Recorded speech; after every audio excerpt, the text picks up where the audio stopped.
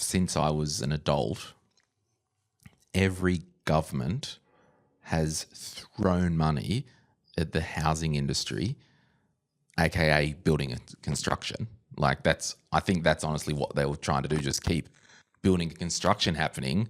Home grants, state level, federal level, has been the housing market in Australia has been propped up by government via keeping building and construction in work.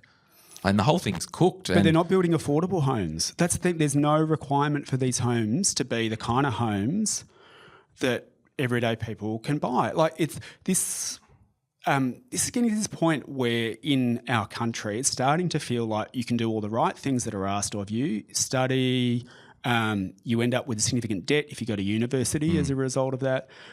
Then you go and rent while you try and save a mortgage and you find it impossible to put some money aside for a mortgage. Then you go out to try and buy a home and you find that it costs 8 times your average income, when for parents or grandparents it costs 3 times the average income.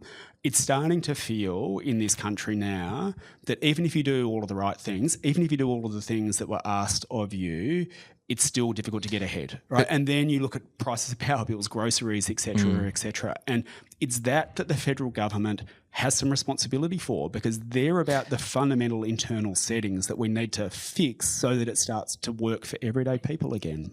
Has the federal government been literally asleep at the wheel? Because if you look at all these issues, healthcare, building and construction, the population is growing, people are coming to Australia, but we just are not keeping up with infrastructure and the literal supply of property. We need government to build more public housing, definitely. We look around my area, my electorate of Melbourne has got a lot of public housing. You see those big towers that are there, but they're all sort of built in the 60s or 70s, and the governments haven't had that big build. And part of the problem with not building things like public housing is that those people then have to go and look in the private rental market, and that's going to push up rents because there's more people competing sort of at the lower end. So there's definitely the case that government should have been doing much more to build public and social housing, because that benefits everyone, not only the people who live in there, it benefits everyone because it makes the market fairer.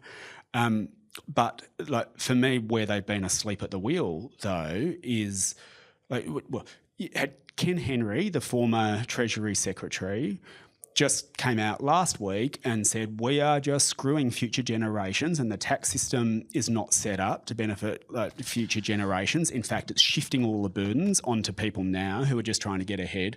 And he's just said governments have not had the courage to go in and actually make the fundamental changes to our tax system and actually start spending on the things that would make a difference.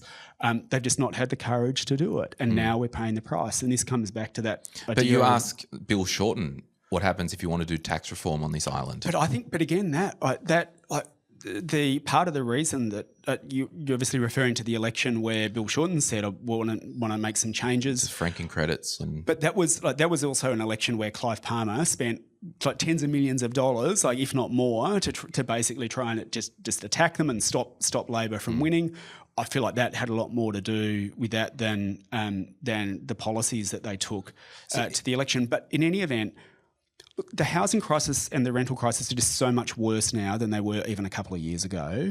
I actually think the government changed course on the stage 3 tax cuts because they knew that they were unfair. There was lots of pressure, including from us and others. They changed course. But they flagged it through anyway, didn't they? Yeah, they said, well, we're not going to change it, and then they did because they said the economic situation has changed and people are under a lot of pressure. Okay, the politics as well. But I feel like if a government, and this is part of what we're trying to do at this election, is say the country's facing some pretty big challenges. Tinkering around the edges on a lot of these things is not going to fix it. You just have to ask Ken Henry, the former Treasury Secretary, you just have to ask respected economists.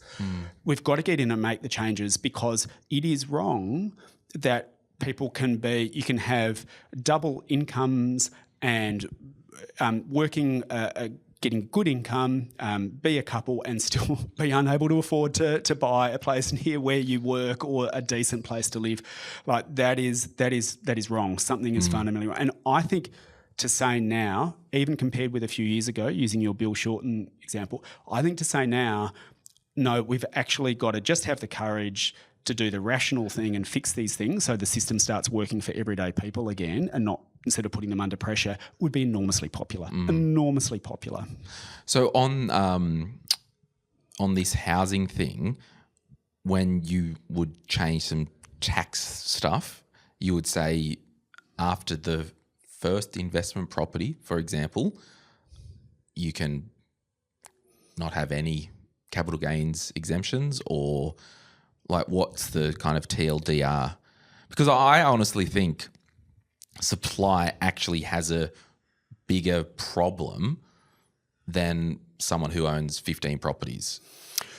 Part of what the data shows is that the people who are using a lot of these tax concessions, they're not using them to build new homes. Like it's existing properties where someone turns up next to you at an auction knowing that, and they can just outbid you. If you're a first home buyer, they just keep outbidding you because they know that they can write a lot of it off on tax in the way that you can't. Yes, like if you've got one property, like that's not where we think the problem lies. You've got to do those two things. One is make those changes to make it fairer for first home buyers and renters in the way they've spoken about. Second is get the government back in the business of building some homes that people can afford, like we used to do a few decades ago. Start doing those things and we start to bring it back into balance and give people a chance.